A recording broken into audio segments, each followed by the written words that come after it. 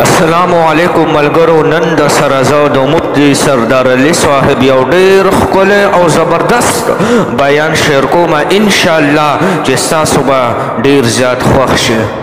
نوړه مامي کشره خور مالا ابای ژوندی د توبه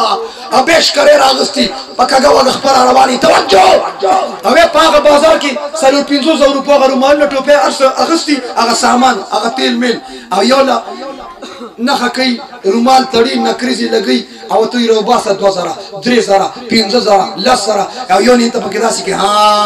ته خو په دې واده ډېر خوشحاله یې ټیک به 100,000 راکړې زر یې ورته وشماري ته جوړې د جومات چاندې ورکړه ثواب په نیت باندې توجه اوې په ډمانو په یوړاګانو د پیسو باران کوي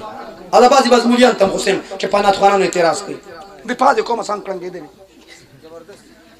په ډمانو یوړاګانو چې پیسې ولي چا څه ونه وي خو که په ناتخوان چا پیسې ونوستلې کپرې وکړه دا مولا خو چې دا ټک د سیم نه د لښکته وغورځول دا خو ماسي توجه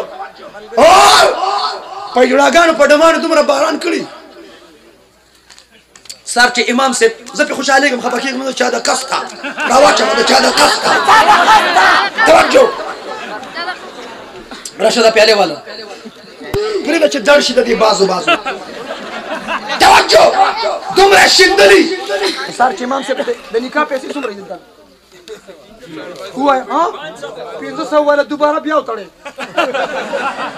په فضولیاتو په اجراګانو یې باران کړي خو سر چې امام صاحب نکاح تړي امام صاحب نکاح د واده لږ پلار به واسکټ داسې کړي 500 یا 1000 روپۍ به روباسي امام ته به په خپل هغه سټایل یې درته کوم امام ته څه وي استاده دا واخله خو په نکاح پیسې ښه نه یي دنه اوس مفتي اعظم پاکستان جوړ شو په ډمانو په یوړاګانو چې پیسې شیندلې هغه ټایم خو تا پتوې نه ورکولي خو چې د ملا جیب ته ځي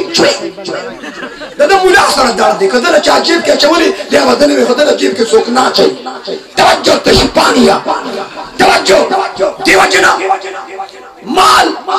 په ضروریاتو خرج کړه توجه